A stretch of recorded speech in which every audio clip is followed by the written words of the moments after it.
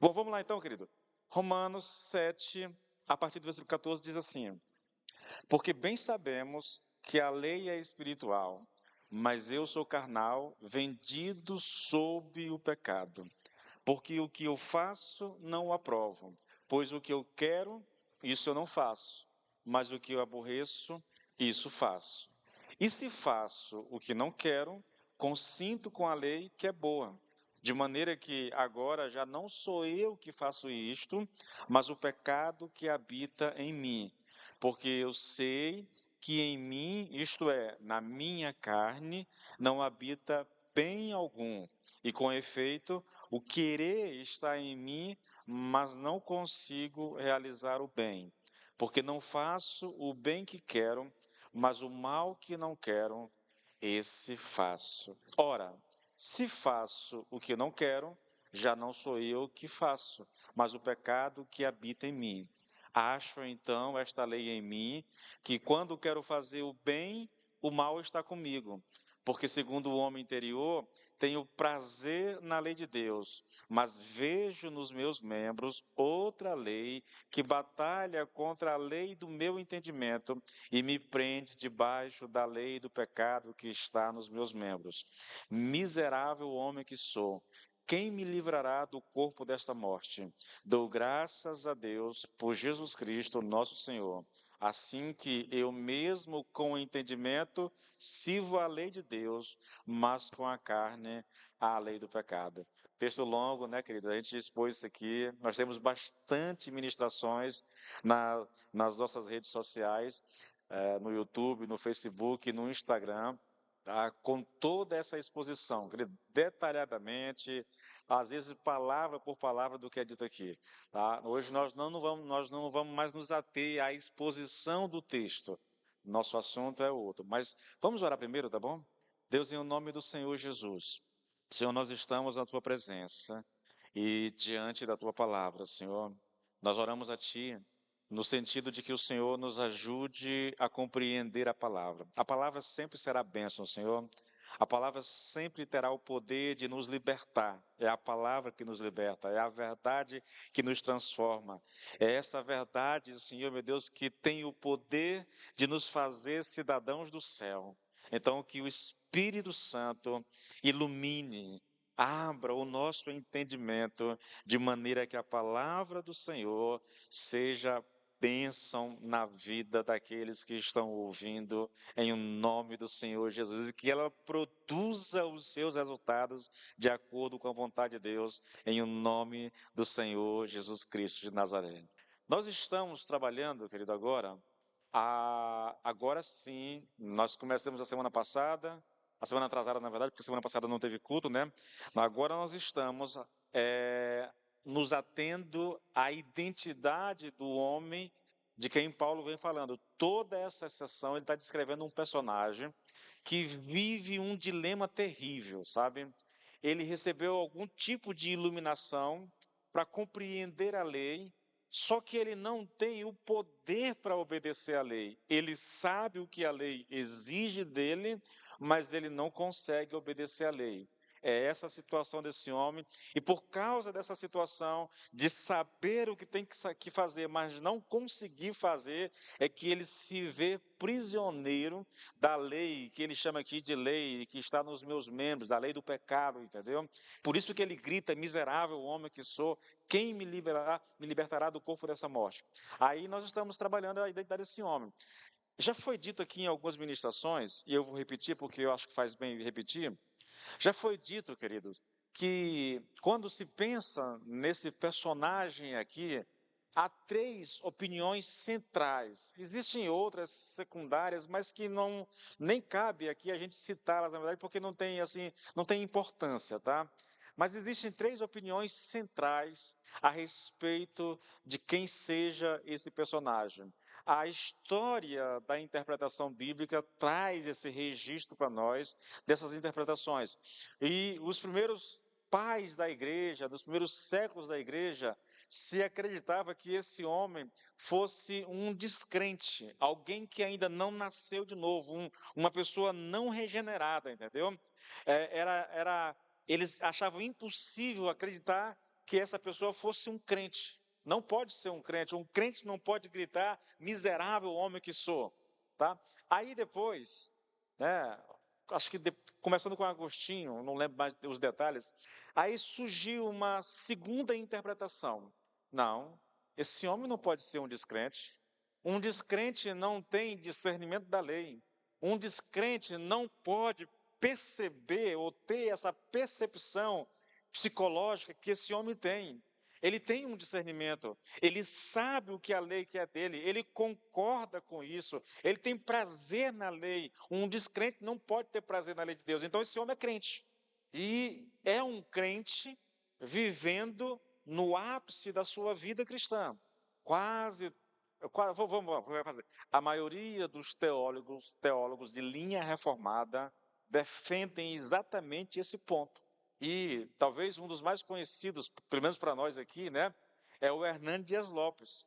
Acredita nisso, mas muitos outros, e grandes homens de Deus, acreditam que o homem descrito aqui nessa sessão é um crente, e é um crente que está vivendo no ápice da sua vida. Eles chegam a dizer que é o próprio apóstolo Paulo que está se descrevendo enquanto está escrevendo essa carta. Tá? Aí alguém diz assim, não, mas não pode ser. Um crente vivendo na plenitude da vida cristã, gritar, miserável homem que sou, quem me libertará do corpo dessa morte? Isso não faz sentido. Tá, não é descrente, mas também não pode ser um crente no ápice da sua vida. Isso deve ser um crente novo convertido, imaturo, inexperiente. E aí nós temos as três posições centrais a respeito da interpretação dessa sessão. Na última ministração que nós fizemos aqui, nós olhamos os textos que são usados por algumas pessoas para justificar o seu posicionamento, dizendo que essa pessoa é um crente. Seja um crente maduro ou um crente imaturo, mas os textos são as passagens que se dizem paralelas, são textos semelhantes. Aí nós nos atemos a três delas. Tem muitas, mas eu não quis, eu vou poupar vocês é muito texto, tá? Muito texto que são usados. Mas eu usei aquelas que são as mais importantes, as que fazem mais sentido, porque as outras não faz tanto sentido. Aí nós olhamos para Gálatas, capítulo 5, né? Quando Paulo descreve lá a luta do espírito contra a carne, e quando a gente olhou para o texto de perto com mais atenção, ao invés de o texto ser parecido com aquilo que Paulo está descrevendo em Romanos 7, o texto está dizendo exatamente o oposto do que Paulo diz. Então, não faz sentido. Depois nós olhamos 1 Coríntios 9, quando Paulo fala de esmurrar o corpo, né?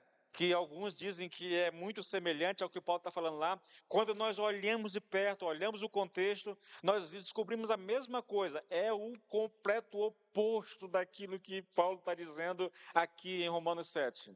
E aí depois nós olhamos também Romanos 8, né? Ali a gente viu ali alguns versículos ali de Romanos 8, que também dizem que é um texto semelhante, que é um texto paralelo. E quando a gente olhou, queridos, não tem como, não tem como. Esses textos não têm nada a ver com o que Paulo está dizendo. Na verdade, os textos que nós olhamos aqui, eles dizem exatamente o contrário, tá? do que Paulo vem dizendo aqui em Romanos 7. Bom, querido, aí a gente fica... O próximo passo é o seguinte, entendeu? Se essa passagem que eu li agora há pouco for interpretada como uma descrição da experiência de Paulo em seu melhor e mais alto nível, ela será incompatível com o claro ensino bíblico em outras passagens, não só da autoria do próprio Paulo, mas também de outros escritores a respeito da natureza do homem regenerado. Tá. Vamos só esmiuçar um pouquinho isso aqui.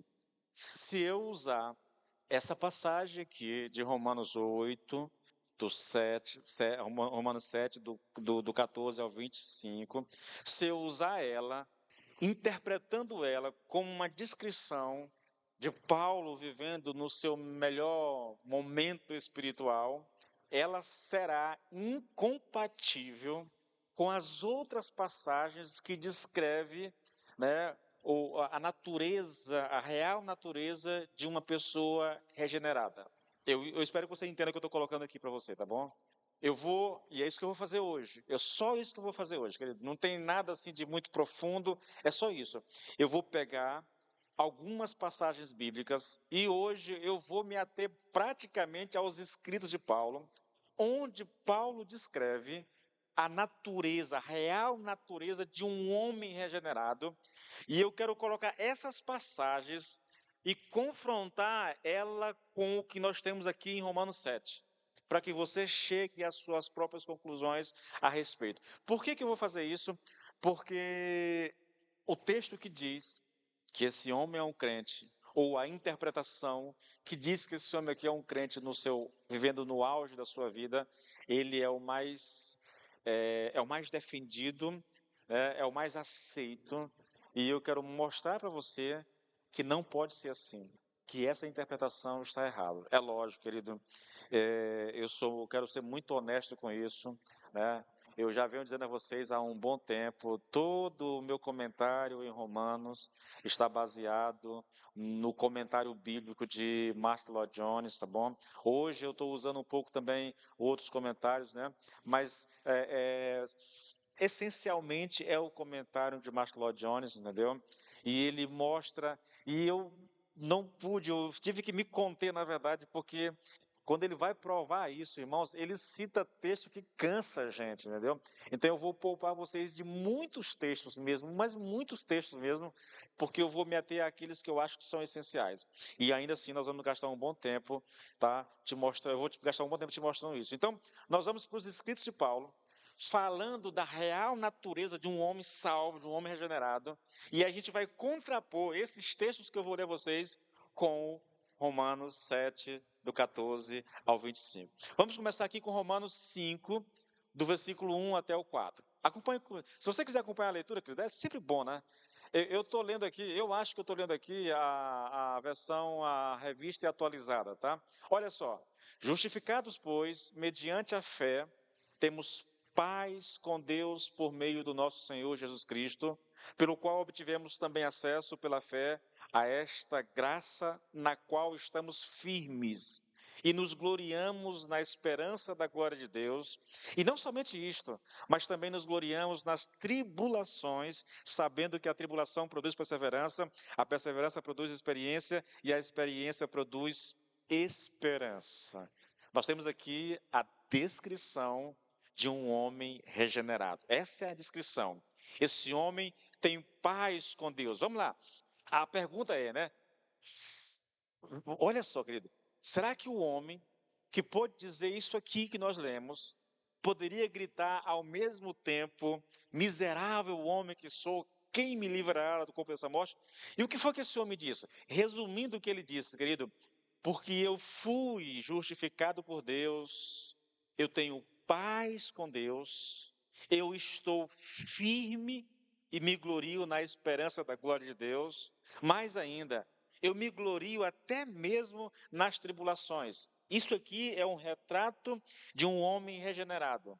A pergunta que a gente faz é: isso aqui é compatível com Romanos 7?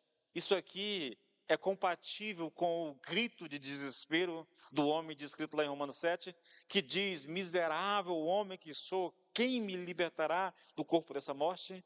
E a resposta é: não pode ser, irmãos. Porque aqui nós temos alguém vitorioso, alguém que está firme na graça do Senhor, alguém que é capaz de passar por tribulação, por luta, mantendo a esperança, mantendo no rosto um semblante de vitória, entendeu? Esse é o homem regenerado, que não tem nada a ver com o homem descrito lá em Romanos 7. Agora, Romanos 5, 20 e 21.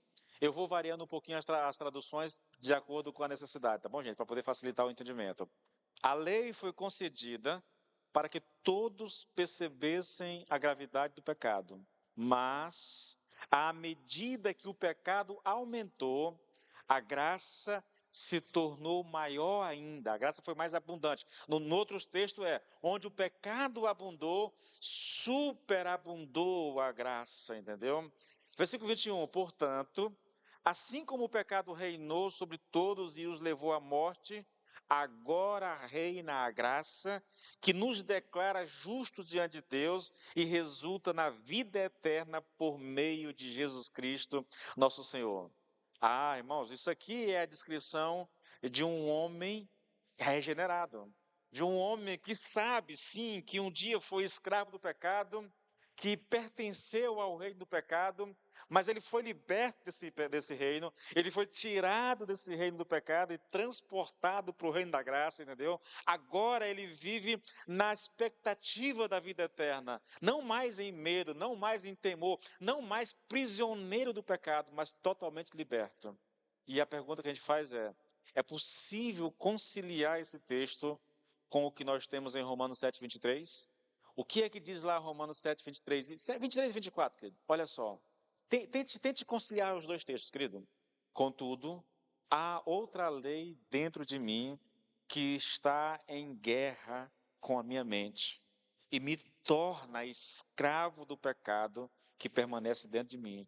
Esse homem se enxerga como alguém que é escravo do pecado.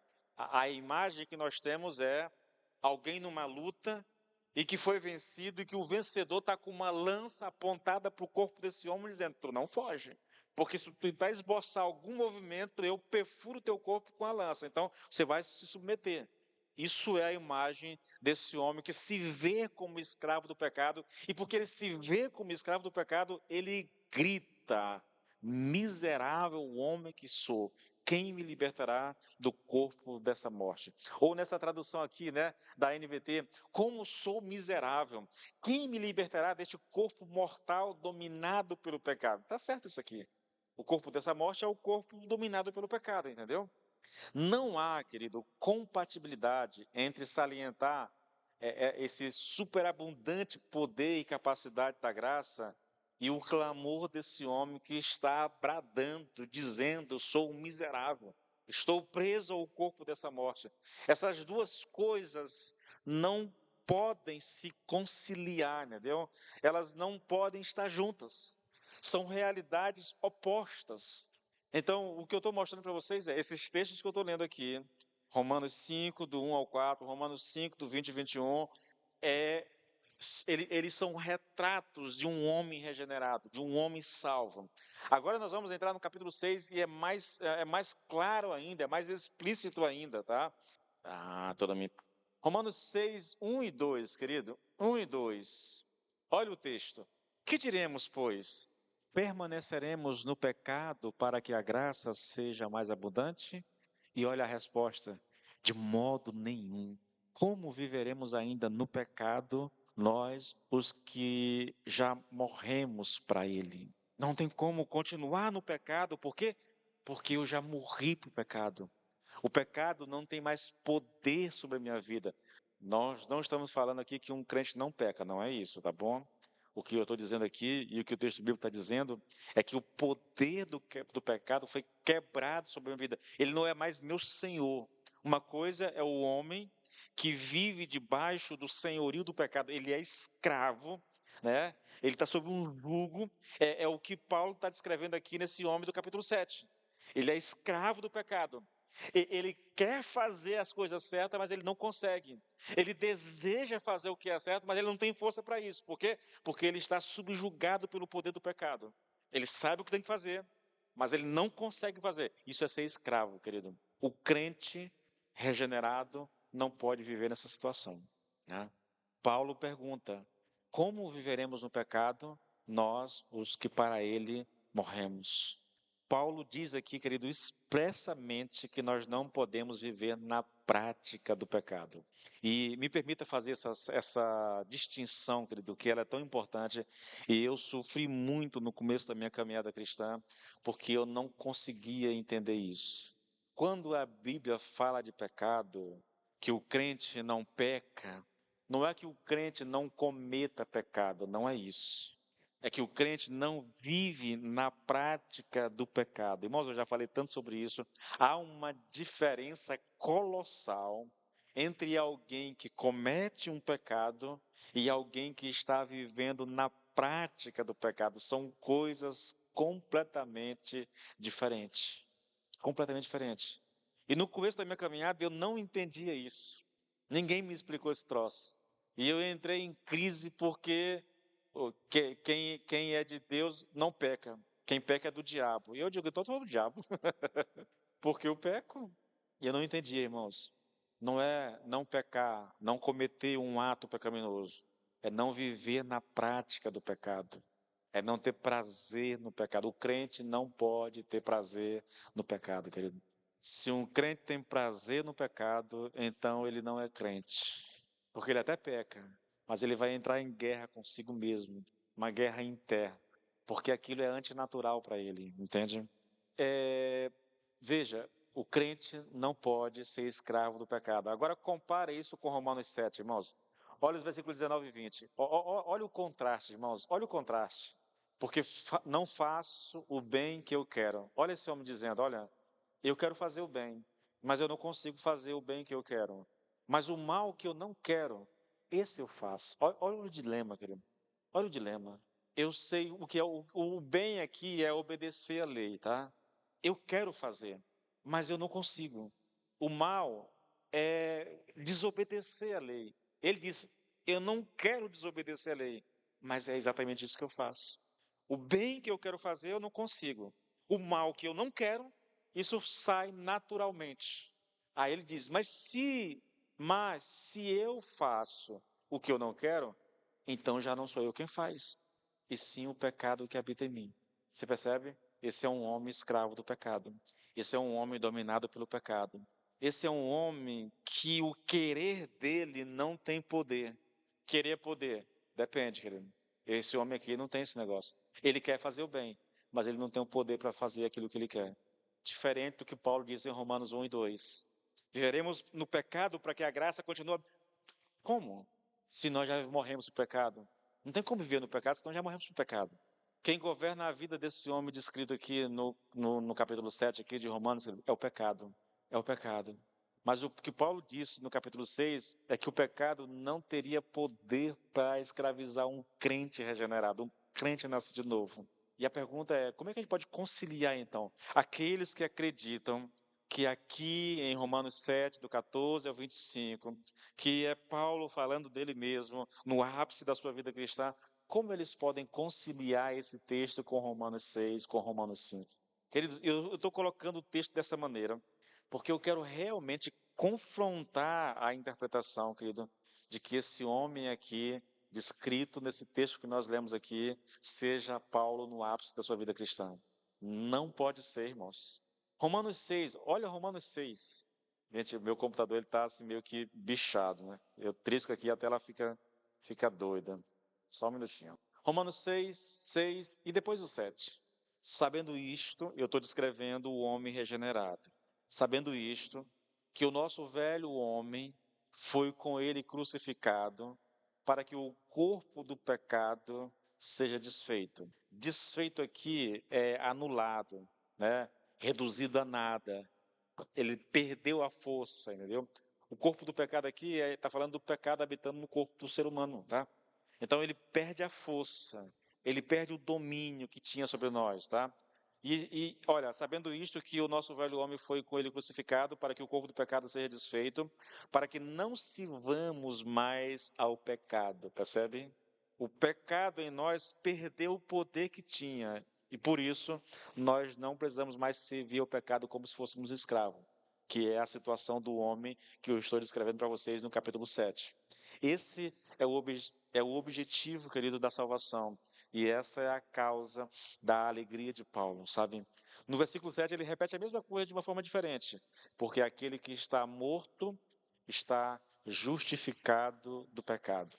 No versículo 11 ele diz: assim também vós considerai-vos como mortos para o pecado, mas vivos para Deus em Cristo Jesus, nosso Senhor. Queridos, você percebe o que está sendo colocado aqui? Não tem como a gente pegar esse texto e compará-lo com Romanos 7. Aqui eu tenho a descrição de um homem regenerado. Seja lá o que for em Romanos 7, não pode ser um homem regenerado dessa forma, tá? A questão sempre vai ser, né, pastor, quem é esse homem, pastor? Quem é esse? Isso vai ficar para a última pregação de Romanos 7. Não adianta que não vai sair hoje não. Vai ficar para Romanos 7, para amanhã, semana que vem, tá bom, gente? Vai ficar para semana que vem. Olha Romanos 6,12. Eu continuo descrevendo o homem regenerado. Não reine, portanto, o pecado em vosso corpo mortal. Paulo está dizendo que nós não devemos permitir que o pecado reine no nosso corpo. É isso que ele está dizendo, tá? Ele já acabou de dizer que o velho homem foi crucificado com Cristo para que o corpo do pecado seja desfeito, perca o seu poder sobre nós. Agora ele está dizendo, não reine, a conclusão é, não, então não reine o pecado no vosso corpo mortal, tá?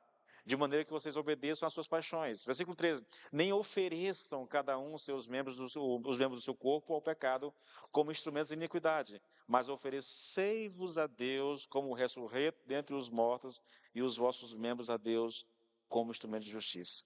Paulo está aqui lidando com uma questão interessante. A ideia é mais ou menos assim: quando vocês eram escravos do pecado, vocês ofereciam o corpo de vocês, os membros do corpo de vocês, ao pecado para servir ao pecado.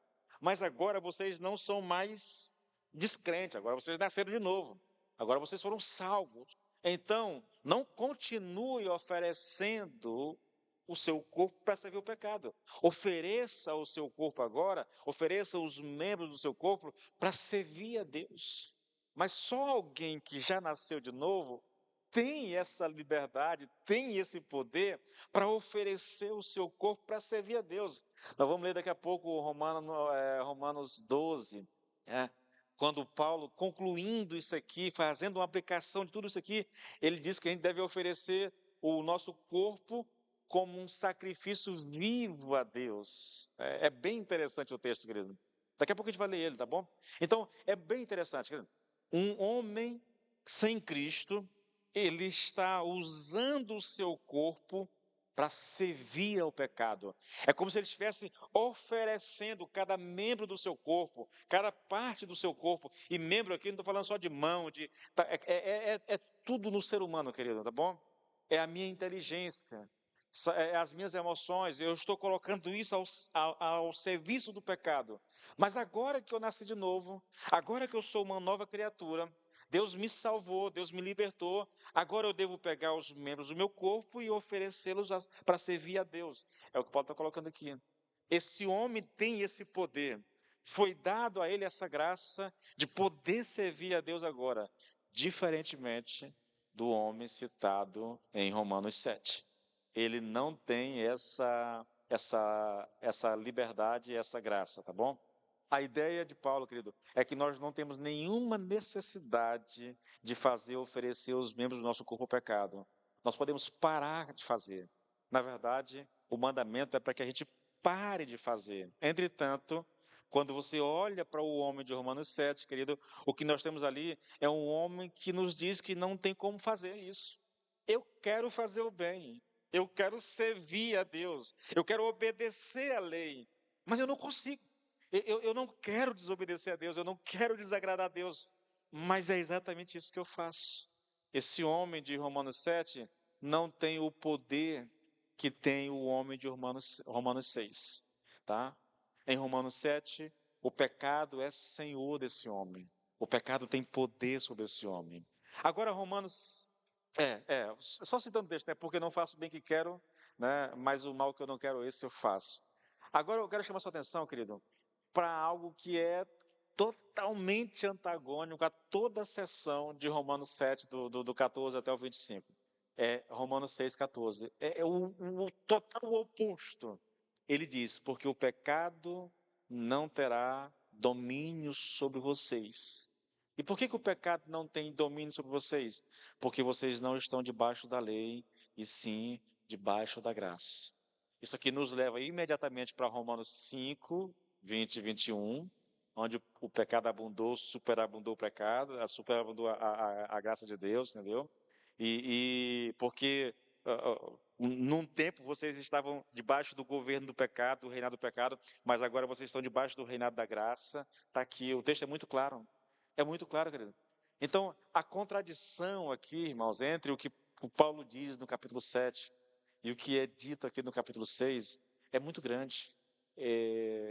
Na semana que vem, eu vou lidar com o argumento do pessoal da teologia reformada, tentando justificar o fato de que esse homem é Paulo ou o cristão vivendo no ápice da sua vida.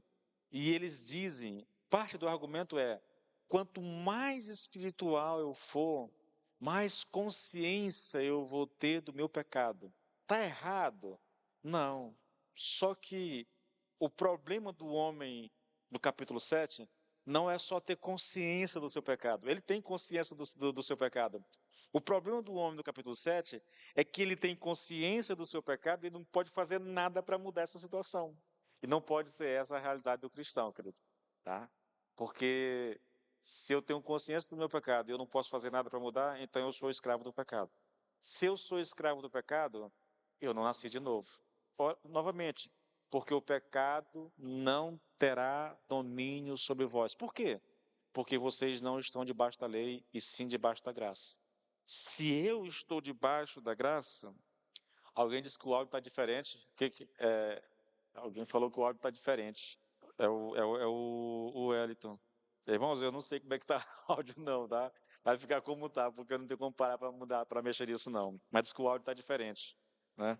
Não sei o que é o diferente. Você percebe, querido?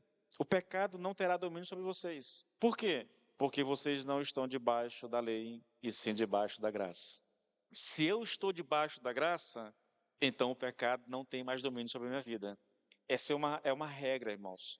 Isso significa que eu não sou mais escravo do pecado. Eu não estou mais na situação que o homem de Romanos 7 está. Ele sabe o que é bom, ele sabe o que é correto, ele sabe o que a lei exige dele, ele concorda com isso, ele tem prazer na lei, ele só não consegue obedecer à lei. Tá? Essa é a contradição dessa sessão que eu li com vocês aqui no começo do capítulo e desses textos que retratam um homem regenerado, porque Romanos 6,14 é o retrato de alguém regenerado, tá? Ele é alguém que está debaixo da graça. Ele era uma pessoa que estava debaixo do governo do pecado. Ele pertencia ao governo do pecado. O pecado era o seu senhor. Só que na salvação, Deus o libertou. Deus tirou ele desse governo, né? Desse reino do pecado e transportou ele para o reino da graça. Agora ele é um cidadão livre. Ainda, querido, Romanos 6, irmãos, eu estou achando que não vai dar para fazer tudo. Romanos 6, 17 e 18. Mas graças a Deus, porque outrora escravos do pecado, contudo viestes a obedecer de coração à forma de doutrina a que fostes entregue. E uma vez libertados do pecado, fostes feitos servos da justiça. Eu não sei se você tiver em mente o texto que eu estou citando constantemente aqui de Romanos 7, você percebe que há uma contradição muito grande entre um texto e o outro. Tais palavras aqui, irmãos, não são compatíveis com a declaração do texto de Romanos 7. Vejo nos meus membros outra lei, que batalha contra a lei do meu entendimento e que me prende debaixo da lei do pecado que está nos meus membros, porque não faço o bem que eu quero, mas o mal que eu não quero, esse eu faço. O texto que eu li aqui, ouça novamente, graças a Deus, porque outrora escravos, ele está dizendo assim, olha, é verdade, um dia nós somos escravos do pecado, mas agora nós não somos mais. Agora nós viemos a obedecer de coração a palavra do Senhor. Agora nós obedecemos a lei. Um dia a gente era escravo e não conseguia fazer, mas agora não. Agora nós conseguimos. E uma vez que nós somos libertos do pecado, nós somos feitos servos da justiça. Então isso não tem nada a ver com o que Paulo diz lá em Romanos 7, tá? Esse homem de Romanos 7, o grito que tem que permanecer no nosso coração é: miserável homem que sou. Ele está angustiado, ele está desesperado pela condição do seu coração. Ele sabe que precisa mudar, mas ele não tem poder para mudar. Lord John diz, querido, que é realmente surpreendente alguém que tenha examinado todo o capítulo 6, né, possa sequer pensar em dizer que no capítulo 7, os versículos aqui de 13 a 25 descrevem o homem regenerado no apogeu da sua experiência. A ideia não faz sentido nenhum.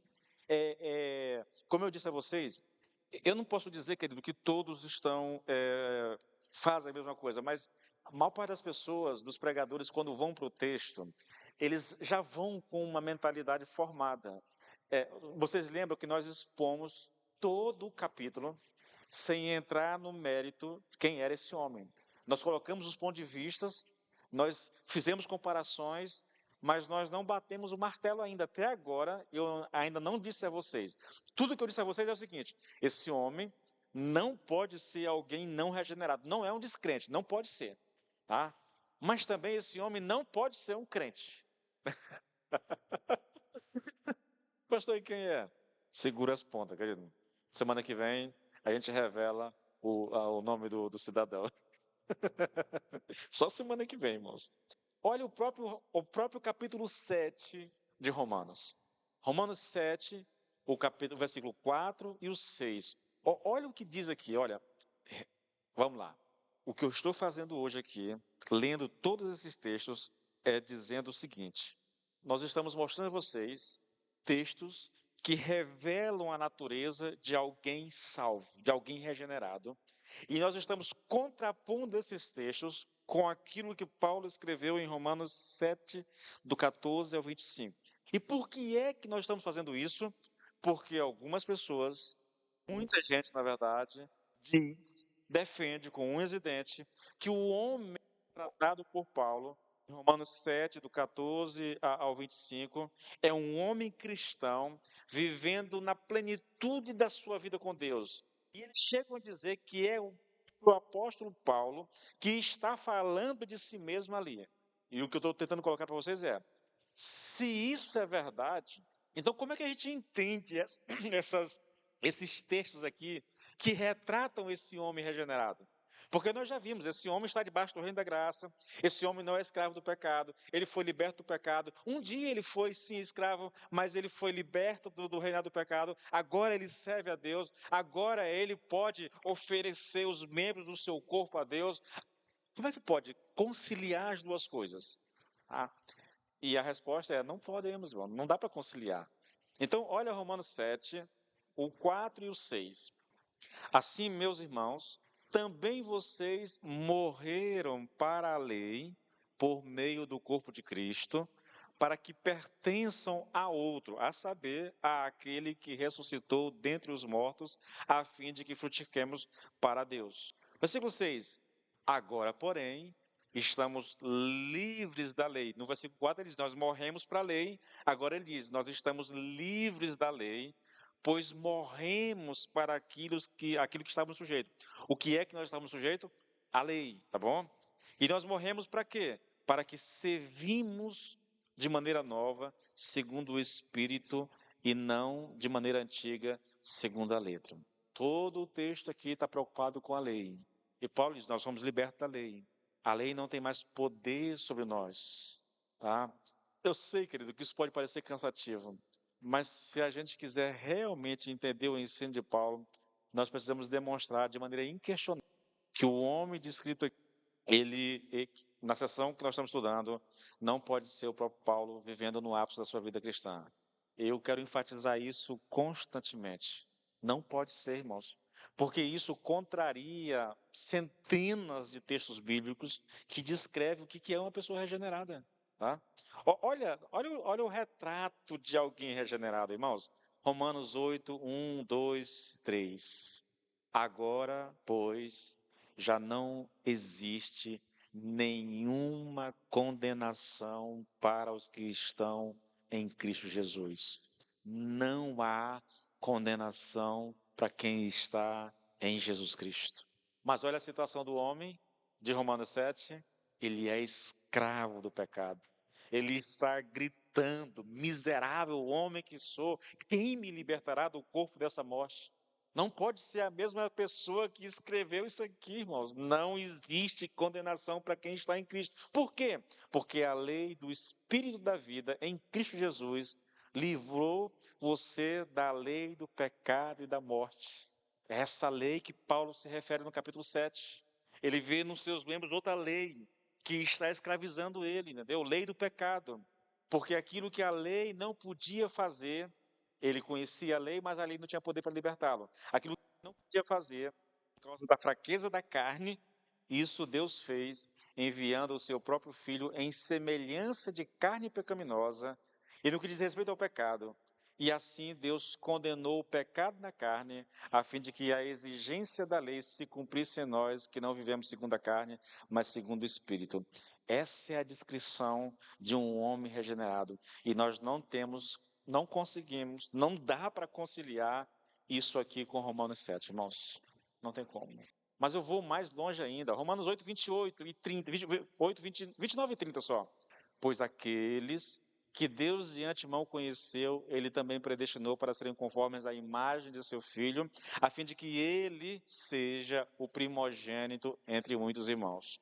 Esse texto está falando que Deus nos escolheu, tá, de antemão e nos predestinou para que nós fôssemos feitos conforme a imagem de Jesus, tá?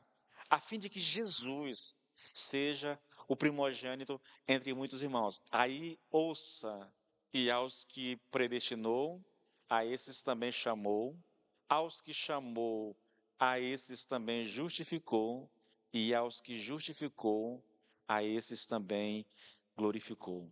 Nós temos aqui, irmãos, esses dois versículos aqui, eu vou neles, quando eu estiver na exposição de Romanos, a gente vai passar por eles, mas eu já preguei esses dois versículos aqui há um tempo atrás, e eu gastei simplesmente 6 domingos para expor esses dois versículos. Isso aqui, querido, é de uma profundidade espiritual que você não imagina. A grandeza do que está escrito aqui. Porque Paulo está falando da salvação, ele começa com a salvação na eternidade, ele entra no nosso tempo, no nosso cronos, e depois ele volta para a eternidade. Olha só, olha que coisa interessante. É, aquele que nos conheceu, está falando aqui de escolha, de eleição, tá? De predestinação. Eleição e predestinação são coisas que estão na eternidade. Vamos colocar aqui, na eternidade pretérita, tá?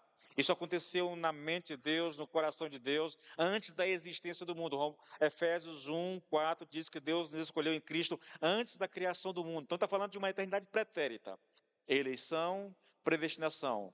Então, aqueles que ele nos escolheu, nos predestinou, agora nós entramos no tempo, no cronos, nosso tempo. A esses que ele predestinou, a esses também chamou. Está falando do chamado do Evangelho, quando o Evangelho alcança o coração do homem, né? Captura o coração do homem. A esses que chamou, também justificou. Aqui ele está falando de perdão, mas vai muito além de perdão, na verdade, falando da salvação. É o homem que foi alcançado pela mensagem do Evangelho e se tornou crente, tá? Ele foi justificado, ele foi perdoado, o nome dele foi escrito no livro da vida, a justiça de Cristo foi atribuída a ele, tá? Ao que justificou, a esse também glorificou. Veja, chamou e justificou fazem parte do cronos, do nosso tempo, tá? Do nosso tempo. Aí ele volta de novo para a eternidade. A esses que ele justificou, esses também ele glorificou. Glorificar aqui fala de, do nosso corpo glorificado depois que Cristo voltar.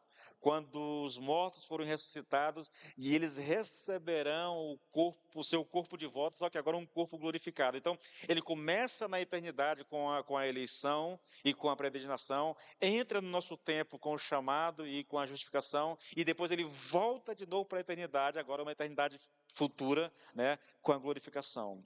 Mas aqui é uma coisa interessante, querido. Gente, mas eu tenho raiva disso. Não faz isso comigo. O cristão que entende a justificação sabe que, num sentido, ele já está glorificado. Deixa eu tentar colocar algo para vocês. A salvação, ela pode ser vista de 3 formas, né? No passado, no presente e no futuro. Então eu posso dizer, eu já fui salvo eu também posso dizer, eu estou sendo salvo, assim como eu posso dizer, eu serei salvo. São os 3 tempos da salvação, tá? Justificação, santificação e glorificação. Só que Paulo coloca tudo isso aqui, querido, tá? No passado. Tudo aqui é visto como algo já acontecido. Então há um salto aqui da justificação direto para a glorificação, sem passar pela santificação, tá? Lembra dos 3 tempos? No passado, justificação, eu fui perdoado, eu fui salvo. No presente, justificação, eu estou sendo salvo, Deus está me santificando. E no futuro, glorificação, né? Eu vou ser glorificado. Eu receberei um corpo totalmente livre do pecado, completamente livre de qualquer, sabe, de qualquer mancha de pecado. É isso que é assim que a Bíblia descreve salvação. Sempre que eu falo em salvação, eu preciso ter essa compreensão plena da salvação nesses 3 aspectos, tá bom, querido? Então, Paulo aqui descreve, querido, do justificado ele foi para o glorificado. É um fato. Agora pense, não é que, veja, querido, aí eu teria que puxar aqui algumas coisas para poder, eu não sei se vai dar tempo de fazer isso, porque está encerrando o meu horário aqui. Eu vou me ater só o que está aqui, para ver se a gente consegue avançar, porque a gente vai voltar para esse texto, tá bom? E nós vamos gastar muito tempo explorando esse texto, aí eu entro em todos os detalhes. Então vamos lá. Veja, a questão aqui é a seguinte: o cristão que entende a justificação sabe que, no sentido, ele já está glorificado, porque o texto diz: aos que justificou, ele também glorificou, tá? Então nós já estamos nessa, essa é a nossa posição em Cristo, tá? A nossa posição em Cristo. Então, o cristão é alguém que sabe disso, né? E a pergunta é: se ele sabe disso, como é que ele pode gritar então, miserável homem que sou, quem me livrará do corpo dessa morte? Tá? Eu concordo aqui com o Lloyd Jones, querido, quando ele diz que pensar dessa maneira é inconcebível, é impossível. Nós sabemos que todas as coisas contribuem juntamente para o bem daqueles que amam a Deus. Se eu sei que eu fui conhecido de antemão, que eu fui predestinado, se eu sei que eu irei ser conforme a imagem de seu filho, por que então gritar desesperadamente: quem me livrará do corpo dessa morte? Se eu já conheço o que está escrito, tá? Não faz sentido, irmãos. E aí, novamente, eu concordo com o Lloyd Jones. Ele diz que uma interpretação equivocada a respeito do capítulo 7 torna a totalidade do capítulo 8 completamente impossível. Especialmente esse salto aqui que é dado da justificação para a glorificação. Quando a gente estiver expondo o texto de Romanos 8, eu vou entrar em detalhes minuciosamente, tá, para explicar a vocês. Mas é importante que você entenda.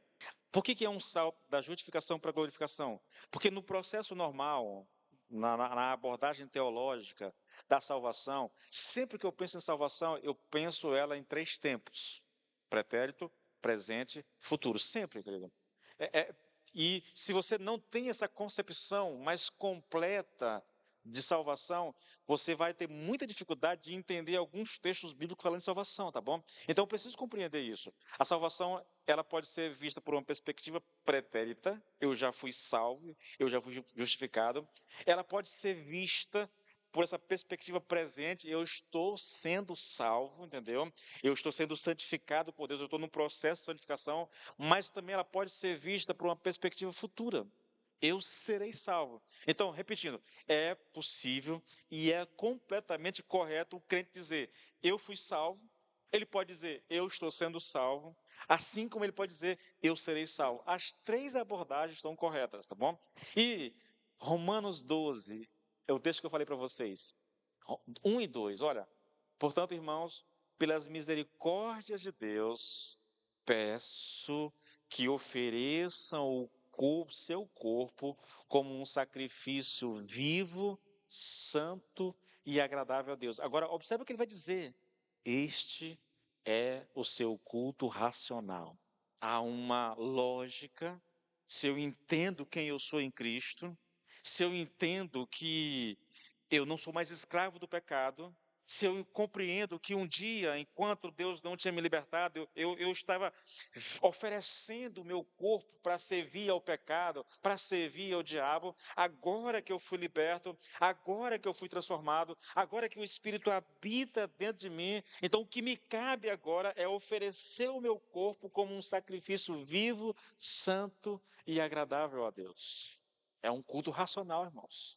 Eu tenho consciência disso, que eu preciso servir a Deus com todo o meu ser, na verdade. E aí ele diz: como é que a gente faz isso? Como é que eu ofereço o meu corpo como um sacrifício santo, vivo e agradável a Deus? Quase não sai, né? Agradável a Deus. Ele diz: não vivam conforme os padrões desse mundo. É assim que você oferece esse sacrifício a Deus. Não se amoldem aos padrões desse mundo. Não se submeta aos padrões desse mundo. Não queira ser como o mundo é. Não queira fazer o que o mundo faz. Não queira pensar como o mundo pensa, querido. É isso que Paulo está dizendo. Pelo contrário, ele diz: deixe que Deus os transforme pela renovação da sua mente, para que possa experimentar qual seja a boa, perfeita e agradável vontade de Deus. Ô, querido, eu não tenho como seguir adiante com a exposição, porque já é 9 horas, tá?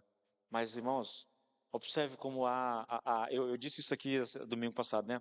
Há uma lógica no pensamento de Paulo, irmãos. Há um raciocínio que vai sendo trabalhado, sabe? Que vai sendo construído, e ele não perde isso de forma alguma. Você pensa que Paulo se perdeu, aí ele volta de novo para o mesmo assunto. Olha, é só você olhar. Vocês não são mais escravos do pecado. Por quê? Porque vocês não estão debaixo da lei. Vocês estão debaixo da graça. Um dia vocês serviram o pecado com o seu corpo, mas agora eu digo a vocês: ofereçam o corpo de vocês como um sacrifício vivo, santo e agradável a Deus. E como é que eu faço isso? Não me amoldando a este século, não me ajustando a esse século, não me submetendo aos padrões desse século, mas tendo a minha vida, a minha mente transformada, renovada pela palavra de Deus. Se encha da palavra, permita que ela molde o seu pensar, que ela molde as suas ideias, entendeu? Que ela te dê uma nova direção de vida. Deixe a palavra te guiar, deixe a palavra mudar o comportamento errado, deixe a palavra mudar tua forma errada de pensar. Ah, irmãos, está tudo aqui, querido. E esse é o nosso chamado. É permitir que a palavra entre em nós e vá nos moldando ao longo da nossa caminhada, entendeu? Eu tinha uma maneira errada de pensar, eu defendia algumas coisas que eram erradas, mas agora eu passei a ler a Bíblia e eu vi que aquilo que eu defendia era errado, então agora eu vou ajustando a minha vida à palavra de Deus, permitindo que ela vá me transformando, me mudando, na verdade, para que a minha mentalidade, o meu pensamento seja um pensamento ajustado com o pensamento de Deus. Esses 2 versículos seriam suficientes para desfazer de uma vez por todas essa interpretação que diz que o homem descrito lá em Romanos 7 é Paulo vivendo no ápice da sua vida cristã. Esses 2 versículos é suficiente, querido. Como que Paulo pode dizer a um homem que é escravo do pecado, a um homem que não consegue fazer o que quer, e Paulo diz a ele: olha, ofereça o teu corpo como sacrifício vivo? Ele não consegue, irmãos. Ele é escravo. Só um homem livre pode oferecer o seu corpo a Deus. Um escravo não tem como fazer isso, querido.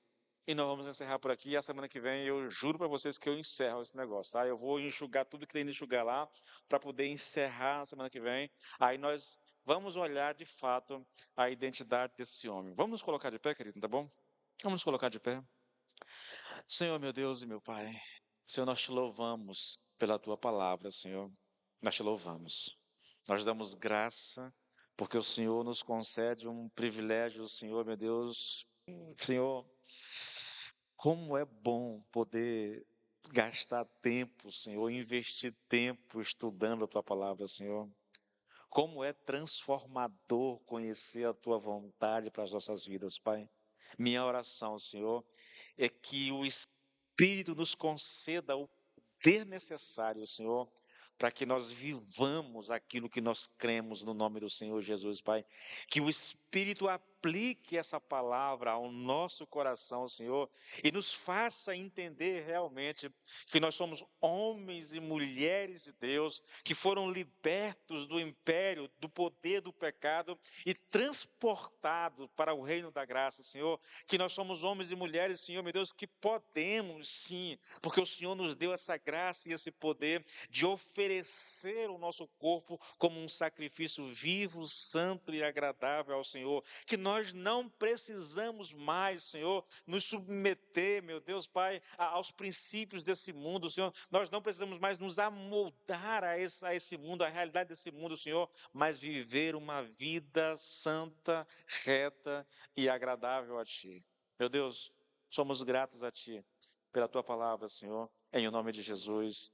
Amém